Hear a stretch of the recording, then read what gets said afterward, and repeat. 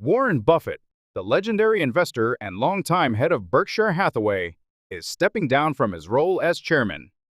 In a parting message, he delivered a pointed reminder: trade should not be used as a weapon.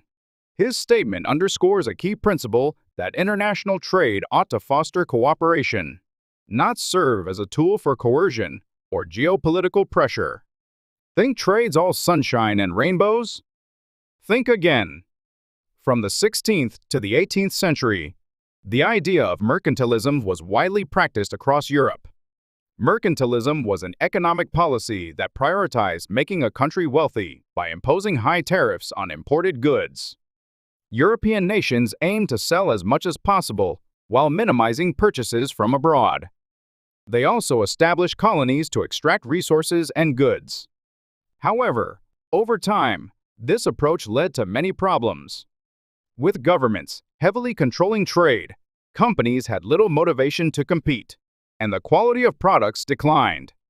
Since imported goods were restricted, people were forced to buy low-quality and expensive products. Powerful countries exploited weaker ones, taking their resources and making life difficult for local populations. Economist Adam Smith argued that restrictive trade measures were counterproductive. In his landmark book, The Wealth of Nations, he argued that markets should be allowed to function without heavy government interference. Another economist, David Ricardo, explained that if countries produce what they are best at and trade with one another, it will benefit everyone. These ideas gradually spread, and Britain began practicing free trade by abolishing the Corn Laws, which had imposed high tariffs on imported grain to protect domestic farmers. Other countries followed along, and eventually, free trade systems began to expand across the world.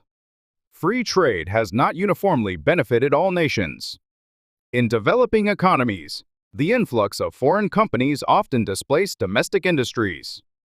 Multinationals establish factories to capitalize on low labor costs, resulting in extended working hours and minimal pay. Additionally, some firms located heavily polluting operations in countries with weak environmental regulations, leading to environmental degradation.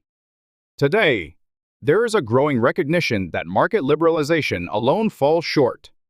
Critics argue for a vision of trade that is both fair and sustainable, one that distributes economic gains equitably, safeguards ecosystems, and upholds labor rights.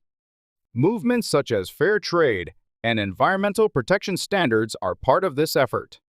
Warren Buffett similarly stressed that the focus should shift from short-term gains to approaches that foster shared prosperity.